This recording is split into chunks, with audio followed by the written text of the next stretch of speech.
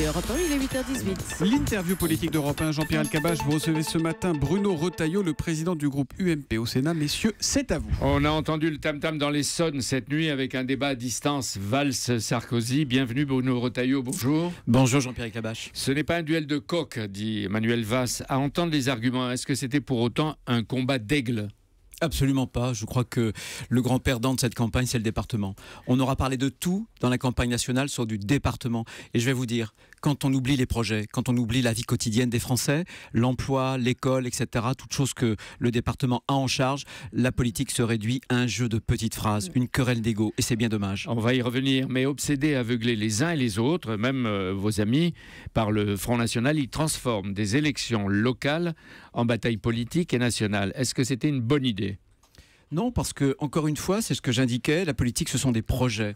Qu'est-ce qu'attendent les gens de nous ? Donc là, c'était une erreur politique pour les uns et les autres. Vous savez, c'est un grand classique dans toutes les élections désormais, y compris locales, il y a une dimension nationale. La dimension nationale est d'autant plus grande que la France va mal. Il y a le terrorisme, il y a le chômage de masse, et c'est normal, par conséquent, qu'il y ait aussi une dimension nationale. Mais M. Valls, qui a voulu détruire les départements, a parlé de tout sauf des départements, parce que c'était le plus mal placé pour en parler. Évidemment. Et vous êtes, vous croyez, le mieux placé pour défendre Manuel Valls ? Non, de toute façon, c'est... Je suis pas entendu. C'est attendu. Pas et vraiment. est-ce, Bruno Retailleau, un argument digne de répéter de meeting en meeting que voter Front National, c'est voter PS ? En tout cas, ce que je peux vous dire de la façon la plus claire, c'est que Manuel Valls a choisi une stratégie. Ne pas parler des départements qu'il voulait supprimer et d'installer le Front National comme cette espèce de vedette des élections départementales. Ça a été un choix dans ses postures, dans ses attitudes, dans son énervement, y compris lorsqu'il a annoncé des mesures sur la ruralité. Il a choisi l'un, là où le Front National a fait de gros scores. C'est un choix délibéré et c'est une faute politique. Quel est l'intérêt du Parti Socialiste et de la majorité ? Parce qu'elle pourrait frôler la fessée historique. Pourquoi mettre en avant le Front National ?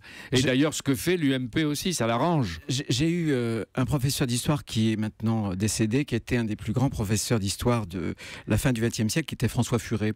Dans l'Énigme française, un très bel article, François Furet avait eu cette phrase, c'est un avantage sans prix. Il parlait de François Mitterrand. C'est un avantage sans prix d'avoir un allié objectif sous les traits d'un adversaire radical. Il y a une instrumentalisation de la gauche vis-à-vis du Front National contre l'UMP, contre la droite. C'est M. Mitterrand Mais qui a... quel est l'avantage pour eux ? Le Parti Socialiste peut devenir le 3e parti de France à la fin du mois de mars. Je pense que c'est une faute. Est-ce qu'il peut disparaître ?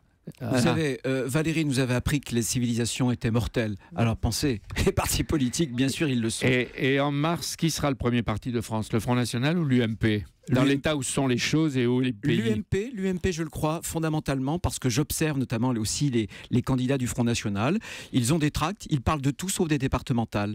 Vous savez, les candidats du Front National, ils font campagne non pas pour leur département, mais pour leur parti. Et j'espère que les Français vont se rendre compte. Nous, nos candidats, ont des projets très concrets qui peuvent d'ailleurs différer d'un département à l'autre parce qu'on ne gère pas la Vendée comme on gère la Savoie ou comme on gère les Hauts-de-Seine. Et dans les départements, vous voyez monter un péril brun, bleu marine Bien sûr. Pour autant ?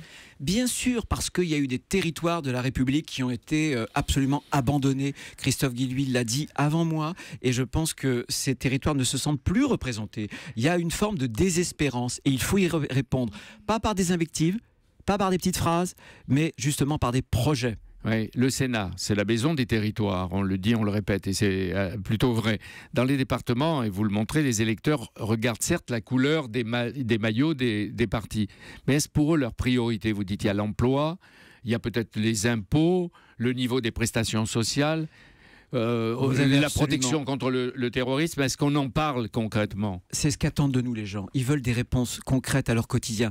Encore une fois, la politique, ça n'est pas des petites phrases, ça n'est pas ce jeu d'ego. La politique, c'est d'essayer d'avoir des réponses concrètes. Beaucoup de nos familles sont touchées par Alzheimer. Les départements ont une responsabilité, évidemment. Dans beaucoup de nos familles, on a des collégiens. Les collèges, numérisés par exemple, c'est la responsabilité des départements. Les routes départementales, quand il y a des morts parce qu'il y a une route où il y a un point noir, c'est la responsabilité des départements. Qu'est-ce qu'on fait pour ça ?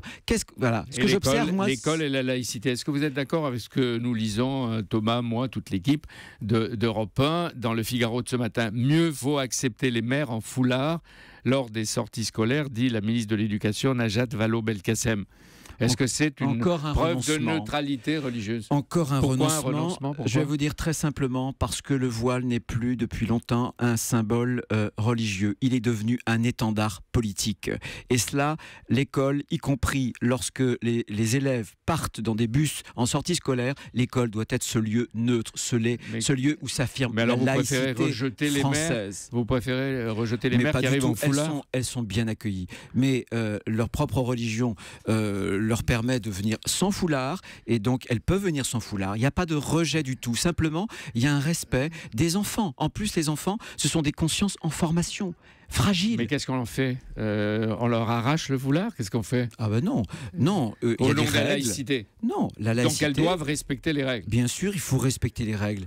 Elles comme d'autres, c'est tout. Demain, mercredi, vous allez recevoir au Sénat en tête-à-tête Emmanuel Macron, d'après ce que j'entends. Jeudi, oui. Jeudi. Bon, les sénateurs, en commission, vous commencez à étudier la loi Macron.